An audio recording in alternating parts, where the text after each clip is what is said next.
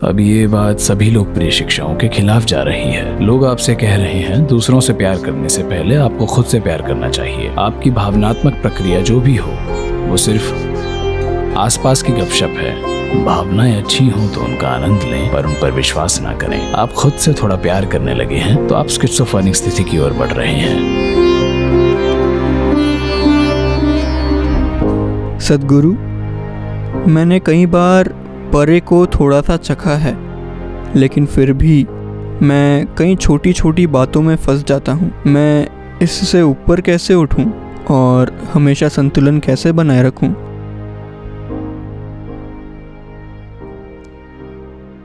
तो आपने परे का स्वाद चखा है, लेकिन छोटी छोटी बातें अभी भी आपको उलझाती हैं। तो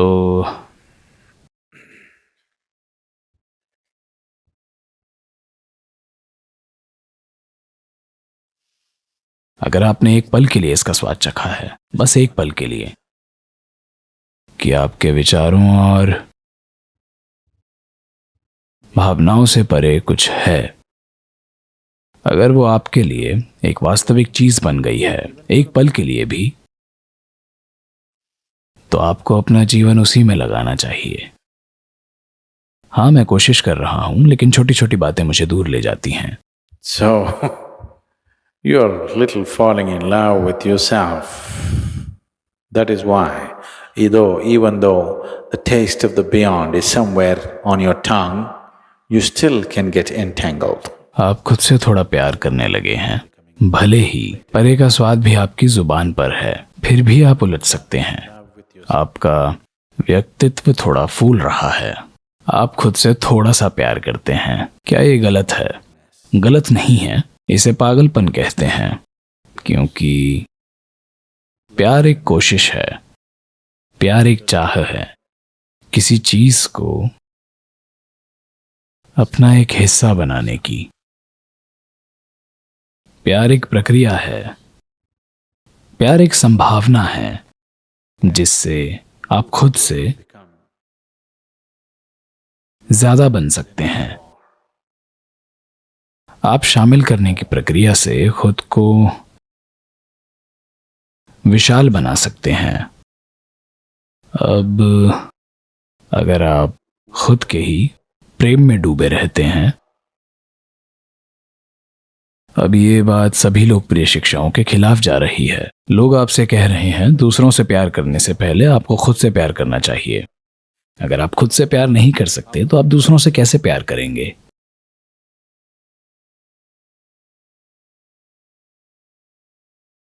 अगर आप कहते हैं मैं खुद से प्यार करना चाहता हूं, तो आप स्किज़ोफ्रेनिक स्थिति की ओर बढ़ रहे हैं। अब आप एक में दो बना रहे हैं। अगर आप ये पक्का करना चाहते हैं कि आप कभी पागल ना हों, तो सबसे पहला कदम जो आपको उठाना चाहिए वह यह है कि आप खुद को बांटना बंद कर दें और ये देखें कि एक इंडिविजुअल है, एक व्यक्ति या इंडिविजुअल का अर्थ है उसे और बांटा नहीं जा सकता, वो अटूट है, आप उसे और तोड़ नहीं सकते। ये एक इकाई है, आप इसे दो नहीं बना सकते। अगर आप इसे दो बना देते हैं, मैं खुद से प्यार करता हूं, अब आप पागलपन की ओर बढ़ रहे हैं। पहला कदम ले लिया गया है। अगर जीवन की परिस्थितियां सहयोग दें तो आप वहां जल्दी पहुंच जाएंगे। अगर जीवन की परिस्थितियां आपके लिए ऐसी स्थिति नहीं बनाती हैं, तो शायद आपका पागलपन उतना हो जितना समाज स्वीकार कर लेगा। तो भले ही ईश्वर का स्वाद आप चख लें, भले ही आपकी जीभ पर भगवान का स्वाद हो, फिर भी आप उलझ सकते हैं। इसकी वजह सिर्फ खुद से प्यार करना है। ये पक्का कदम है पागलपन की ओर, पहला कदम। Whether you're going to get there to the asylum status or you will get only to the ashram status. आप पागल खाने पहुंचने के लिए तैयार हैं या आप सिर्फ आश्रम तक ही पहुंच पाएंगे, ये कई बातों से तय होगा। पर एक आदमी के साथ ऐसा हुआ, वह एक कॉलेज में दाखिला लेना चाहता था, तो उसने एक बड़ी इमारत देखी और अंदर चला गया। वहां रजिस्ट्रेशन फॉर्म थे, उसने सब कुछ भर दिया और हस्ताक्षर कर दिए। पर जब वह कॉलेज में दाखिला लेने के लिए फॉर्म लेकर अधिकारी के पास गया तो अधिकारी बोला, लेकिन ये एक कॉलेज नहीं है, ये पागल खाना है। फिर उसने कहा, पर मैं एक कॉलेज में दाखिला लेना चाहता था। पर अधिकारी बोला, नहीं, ये एक पागल खाना है। तब उसने सोचा, मैंने रजिस्ट्रेशन फॉर्म तो भर ही दिया है, तो क्या फर्क पड़ता है, मैं दाखिल हो जाता हूं।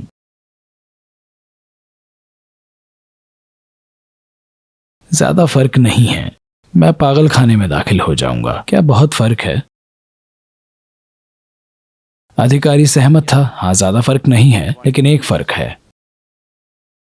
क्या फर्क है? यहां जब तक आप सुधार नहीं दिखाएंगे, हम आपको बाहर नहीं जाने देंगे।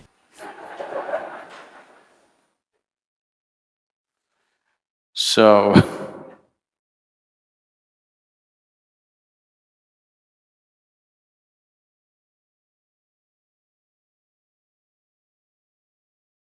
आश्रम सिर्फ एक संस्कृत शब्द है।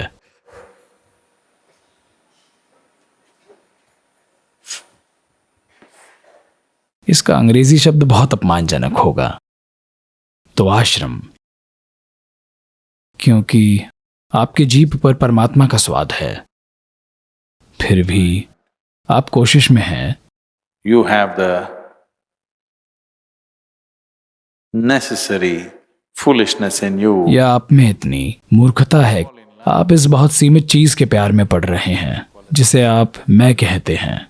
यह पागलपन की एक पक्की निशानी है। बिल्कुल, यह पागलपन की एक पक्की निशानी है।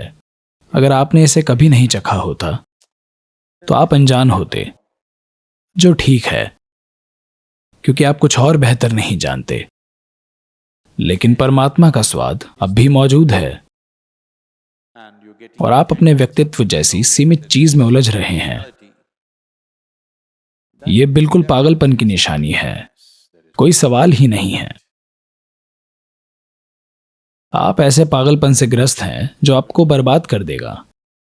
ज्योतिषी भी आपसे आधी कीमत वसूल करेगा, क्योंकि जब आपका भाग्य इतना बर्बाद हो जाता है तो भविष्यवाणी करने में मेहनत नहीं लगती। Really? यह आसान होगा, सच में यह बहुत आसान होगा। लेकिन यह सब सुनकर उदास मत होइए।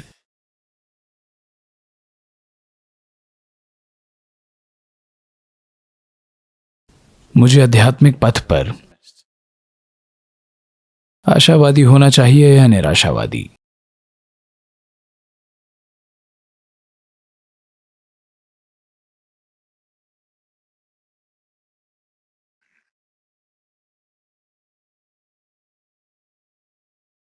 एक आशावादी, एक निराशावादी और एक वास्तविकतावादी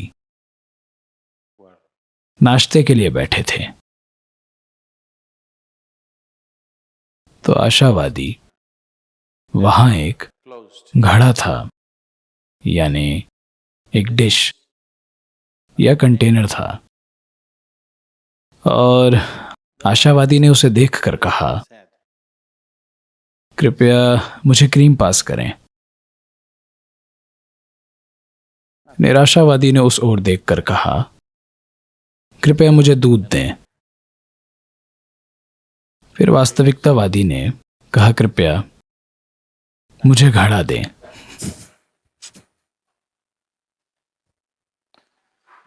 तो अगर आप आशावादी हैं तो गुमराह हो जाएंगे, आप निराशावादी हैं तो आप गुमराह हो जाएंगे। तो अब आप निराश होंगे, मैं आपको आशा दूंगा। जब आप आशावादी होंगे तो मैं आपको निराश कर दूंगा, क्योंकि मैं चाहता हूं आप वास्तविकतावादी बने, क्योंकि सिर्फ वह जो वास्तविकता से जुड़ा है विकसित हो सकता है। दूसरे आशावादी भ्रम में जिएंगे और निराशावादी उदास हो जाएंगे। दोनों को कुछ हासिल नहीं होगा। आपको वास्तविकतावादी बनना होगा। आप हर चीज को वैसे ही देखने को तैयार हैं जैसी वह है, न गैर जरूरी उत्साह न उदासी। आप वहीं रहें जहां आप हैं, ये सबसे महत्वपूर्ण है। It's extremely important. तो जब मैं आप में उत्साह देखता हूं तब मैं आप पर ठंडा पानी डाल देता हूं। जब मैं आपको उदास देखता हूं तब मैं आपके भीतर आग लगा देता हूं। ये मत सोचें कि मैं आपके साथ खेल रहा हूं, मैं बस आपको हकीकत तक ले जाना चाहता हूं। आप इस दिशा में जाएंगे तो आप दूर हो जाएंगे, अगर उस दिशा में जाएंगे तो भी दूर हो जाएंगे। हम चाहते हैं आप वास्तविकता में रहें। वास्तविकता से जुड़कर ही आपका विकास होगा, वास्तविकता से जुड़कर ही विकास संभव है। आपका सच्चा स्वरूप ही उस पार पहुंच सकता है। मानसिक स्तर पर जो भी हो, पार पहुंचना एक धोखा ही है। Transcendence is also false. परे जाना भी मानसिक दायरे में, परे जाना भी झूठ है। आपके जीवन के मानसिक क्षेत्र में परे जाने जैसी कोई चीज नहीं होती। परे जाना आपके अस्तित्व के स्तर पर होना चाहिए, क्योंकि आपके जीवन की प्रक्रिया आपके अस्तित्व में ही है। आपके दिमाग में जो हो रहा है, आपके विचार और आपकी भावनाएं मानसिक हैं। वो आपके जीवन का एक छोटा सा हिस्सा हैं, वो जीवन नहीं है। अभी शायद वो चीजें आपको पूरी तरह से व्यस्त रखें, शायद आपके विचार और भावनाएं आपको अभी बिल्कुल बिजी रख रहे हों, लेकिन ये जीवन का एक छोटा सा हिस्सा है, ये जीवन नहीं है। आप जो चाहे सोच सकते हैं, भले ही आप गहरी नींद में हो, आप फिर भी एक जीवन ही हैं। असल में जब कोई मानसिक गतिविधि नहीं होती है तब आप वाकई एक जीवन होते हैं। अगर आप कुछ ऐसे क्षण जानते हैं जिन्हें आप परे जाना कहते हैं, तो ये क्षण वो थे जहां आप मानसिक हलचल से मुक्त थे। मानसिक हलचल से मुक्ति के उन कुछ पलों में आपकी मौजूदगी सबसे मजबूत होती है। जीवन के कई वर्षों में कुछ ऐसे पल जब आप मानसिक प्रक्रिया से मुक्त थे, वो आपके जीवन में इस मौजूदगी के सबसे महत्वपूर्ण पल थे। तो वह छोटा सा स्वाद जिसे आपने जाना है, आपको अपना जीवन उसी दिशा में लगाना चाहिए, ना कि आपके विचारों या भावनाओं की दिशा में। आपकी भावनाएं और विचार जो चाहे कह सकते हैं। वे आज एक बात कहेंगे, कल सुबह वे अपनी राय बदल देंगे। वे आसपास की गपशप की तरह हैं जो बदलती रहती है। लोग आज किसी चीज के बारे में बातें करते हैं और कल किसी दूसरी चीज के बारे में। इसी तरह आपके दिमाग में आपकी विचार प्रक्रिया और भावनात्मक प्रक्रिया जो भी हो, वो सिर्फ आपके अंदर की गपशप है जो बस आप में चलती है। आपको अच्छा लगे तो इसका आनंद लें, पर इस पर भरोसा ना करें। अगर आपको गपशप पसंद है तो आनंद लें। गपशप मनोरंजन के लिए होती है। आप गपशप पर अपनी आध्यात्मिक प्रक्रिया नहीं शुरू करते। आप कोई महत्वपूर्ण चीज गपशप में शुरू नहीं करते। अगर परमात्मा का स्वाद आपको मिला है तो आप देखेंगे कि मनोरंजन का आपके लिए कोई मतलब नहीं रह जाएगा। अचानक मनोरंजन का आपके लिए कोई मतलब नहीं होगा, क्योंकि